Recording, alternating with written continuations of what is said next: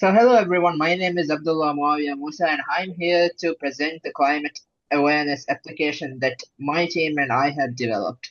This application is designed to educate users about climate change and help them track emissions data while providing disaster preparedness information. Hi guys, my name is Ahmad Hisham. I'm a software engineering student in Taylor's University. I have worked with Moavia on this project. We split our workload into two and have completed this. So we have built a Java application and we have named it Climate Action App. It is a console-based application designed to support SDG 13. The application helps user understand climate change impacts and analyzes and reviews the emission records. And also helps to learn about disaster preparedness, right? Yeah, that's right. So first I'll help you guys understand the breakdown of the code. Uh, the purpose of the main class is it serves as the central hub that coordinates all modules. So the key features in the main module are the menu-driven interface with seven main options, the scanner integration for user input handling, the module coordination that manages the interactions between different components, and also error handling for user input validation. There are seven main menu options as I have mentioned earlier. The first is load emissions data from the file.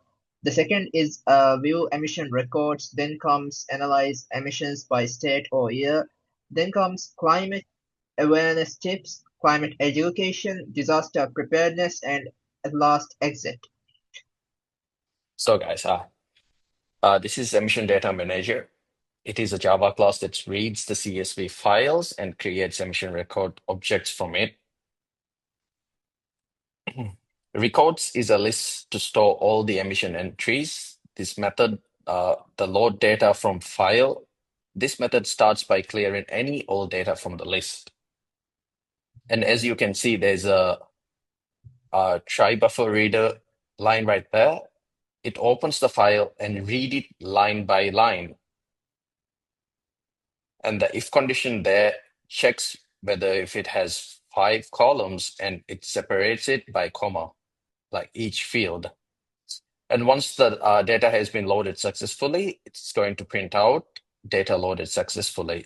And if it didn't, it's just going to print out that the data loading has been failed, like error loading data. That's why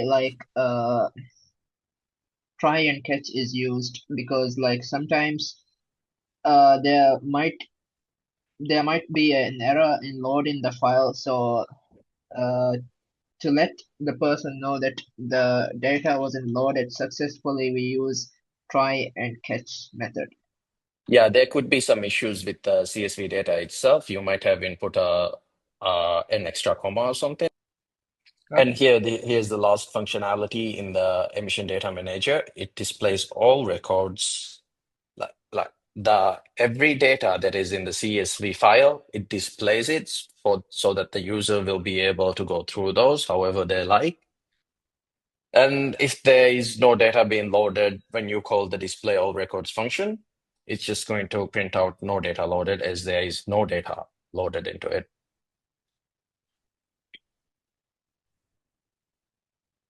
So now I'll be explaining the emission record class. So these are the attributes of the emission record, which are year, sector, state, fuel, and value. And here we have the data types, and each line is preceding with a private class, so that uh, the data cannot be uh, accessed Accessed from the by, outside, yeah. yeah. So it's a security feature. And then here we have the constructor. This is so that multiple objects can be created for the same class. So for that reason, we use a constructor.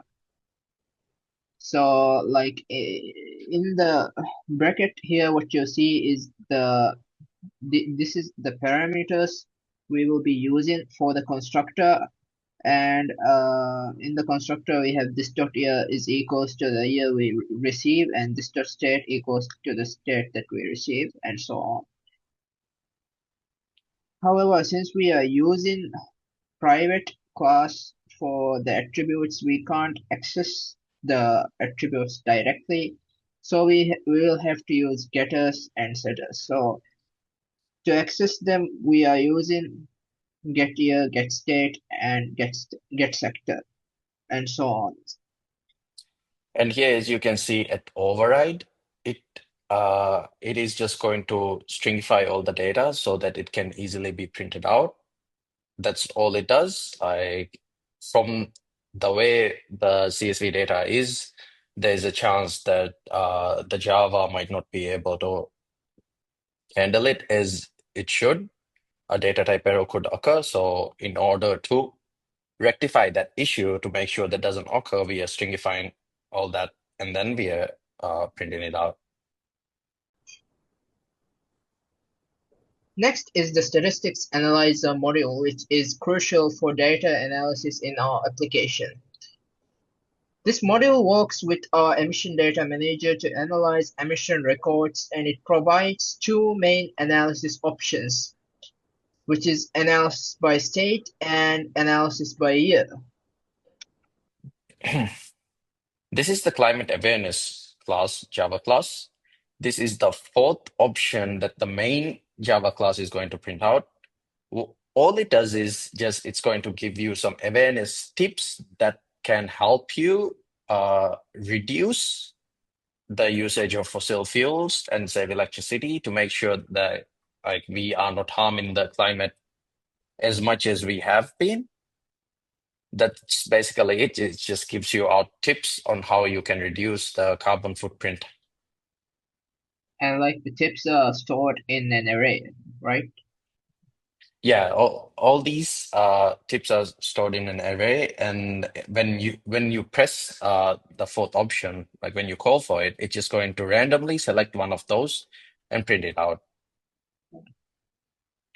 Now I will move on to climate education.java class, which is the final module for our comprehensive educational platform. The module. Now I will move on to the final module for our comprehensive educational platform, which is the climate education module. This module consists of two main components, which are the climate education topics. The module contains detailed information about greenhouse effect and how it works, and carbon cycle and its importance, climate versus weather differences, global warming trends. And then comes the disaster preparedness guide.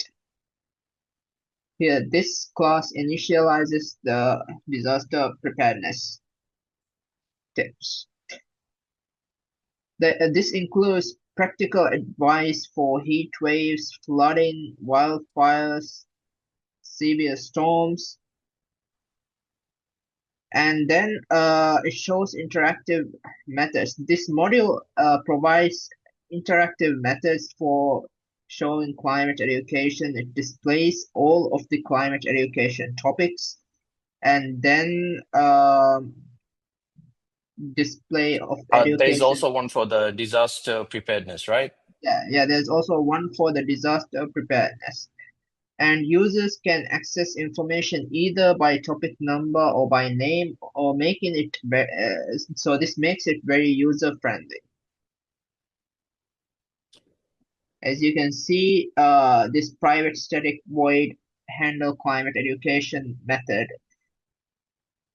Under this method, we are using scanner class to ask the user to enter topic number or name, and then when the user enters the topic number or name, the system will output the corresponding Corresponding data education that we have already stored. yeah, the disaster preparedness tip.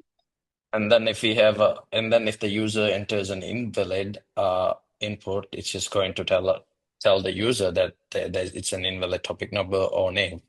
Yeah, We have put a validation check there in case there's a typo in the user's input or whichever. yes. And since all these are private, we have created a public class to set strings, and I get one at Uh-huh. around line 177 and 183. Yeah.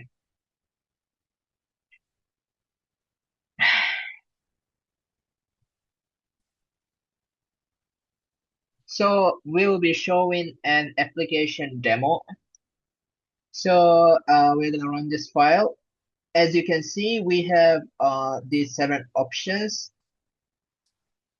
to choose from. Now, to show you the validity check, I'll just input a number that is other than 1 to 7, because here it says while choice is not equal to 7, this code shouldn't work. So let me type in 0 or 9. And when I press enter, it outputs invalid choice. So to choose the first option, I'm going to type 1 and press enter.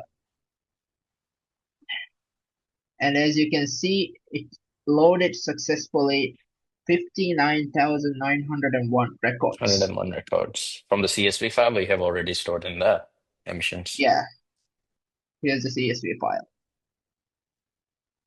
And now we have the view emission records option, which is the second option. As you can see, this has loaded every single data from the CSV file. And here, as you can see, this is what the override function there does. It has stringified so that the emission records, when you display all, they are prepared in a way that's easy to read. Yeah. Now let's move on to analyzing emissions by state or year, which is option 3. As you can see, it gives us 2 options, which is by state or by year. Let's go with state first. Let's input a state name. Let's go with Alabama. And this outputs the total emission for that particular state, which is 24,518.97, and so on. Now, to get the data by year, we'll choose the second option, which is total emissions by year. So I'll go with 2020, press enter, and that outputs the total emission for the year 2020, which is 36,757. That is quite a Even that lot. has a validity check, right? If Yeah. I type, let's say, oh wait, that outputted the total emission. Yeah, that you just use the view emission records. Yeah, now I'll go for the analyze emissions by state or by year. Let's say for a state name, I'm just gonna input a random number and see if this works. As you can see, it outputs invalid input. State name cannot contain numbers. Numbers, yeah. And state Yeah, name cannot be empty either. You yeah, have it to cannot. enter something. Yeah, You have to enter a valid state in order for the program to continue. exactly. Now for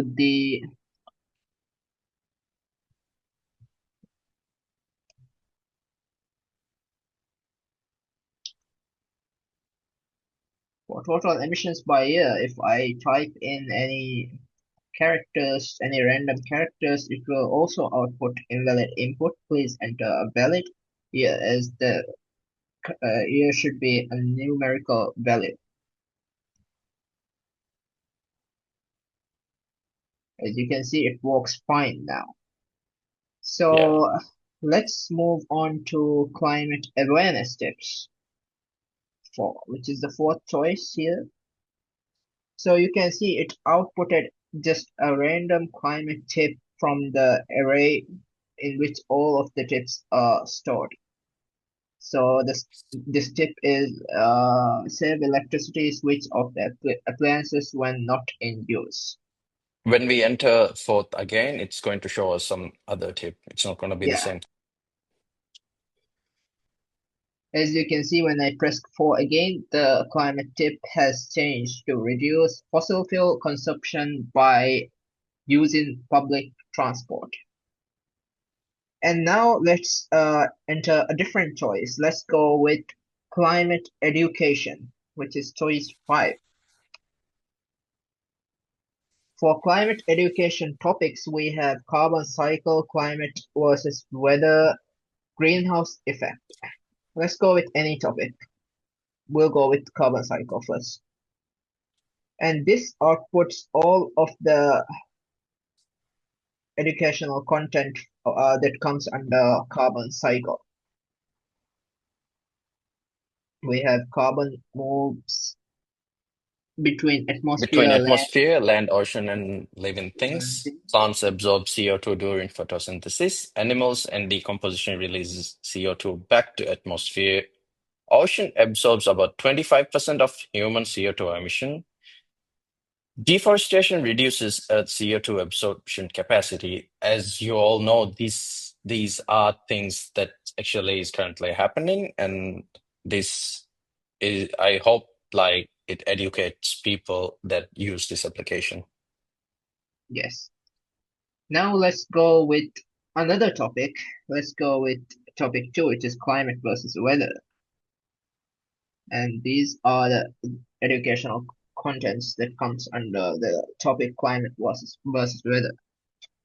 It says weather is short-term atmospheric conditions and climate is long-term weather patterns. So it gives you an idea of what weather is and what climate is, and then it also talks about the long-term shifts in the global climate and the global warming is increase in Earth's average temperature. And it also says regional climate can vary even with global warming trends. So this gives an idea of what climate and weather is, the difference between climate and weather. Now for our third topic, we have greenhouse effect. So Hisham, would you mind explaining what greenhouse effect Yeah. is? So I think we all know what greenhouse effect is. We have all studied it. The greenhouse effect is Earth's natural warming process. It traps the heat inside and then just warms up the whole planet. Solar radiation enters atmosphere and warms Earth's surface. Earth radiates heat back, but greenhouse gases trap some heat. Main greenhouse gases CO2, or CH4, and 2O, and water vapor. And without these greenhouse effect, Earth would be too cold for life. But when it's too hot, it's also going to be the same. Like it would be just way too hot for life. Yeah, should So come we in need to between reduce somewhere in the our middle. carbon footprint in order to make this planet habitable for a longer duration. Yeah. And now we have disaster preparedness, which is our option 6. So you can enter any disaster number or type. Let's go with 1, which is wildfire preparedness. Hisham, would you mind explaining this? So I think we have all seen wildfire and stuff on TV and everything to be better prepared for it. you need to create a defensible space around your home. Like uh, research shows that it should be 30 or more feet. And keep your gutters clean and install spark arresters. Uh, you have to have you need to have an evacuation plan and emergency supplies ready. That's mostly for people who are living in forest and urban areas like that, like a bit away from the city life where there are a lot of trees and all. And you need to stay informed through local emergency alerts. It would be hard to reach you when you're way up in the mountain, but you need to be prepared, like maybe get a set phone or something like that in order to keep up to date with the latest news. And if you're trapped, you need to call the emergency services as soon as possible, as fast as you can, in order for you to stay safe and protected. Shall we go Yeah. on with the next one? Okay. For our next topic, and as you can see, it says we can enter the disaster number or type. So let's just enter severe storm,